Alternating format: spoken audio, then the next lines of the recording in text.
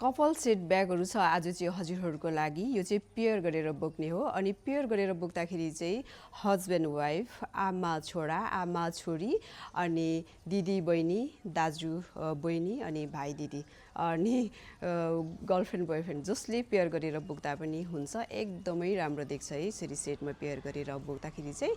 अनि म चाहिँ यो चाहिँ कस्तो देखिन्छ म क्यारी गरेर हजुरहरूलाई एकचोटि झट्ट देखाइहाल्छु हस्।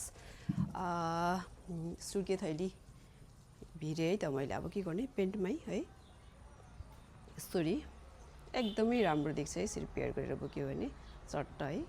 सबैले लुगाहरू चाहिँ पेयर गरेर लगाउनुहुन्छ नि त, अन्त ब्याग पनि यसरी पेयर गरेर मिलाएर बोक्यो भने चाहिँ एकदमै राम्रो देख्दो रहेछ है। अनि अर्को भिरेर देखाएँ है त साइड ब्याग यसरी साइडमा यसरी बोकेर देखाउने है यसरी।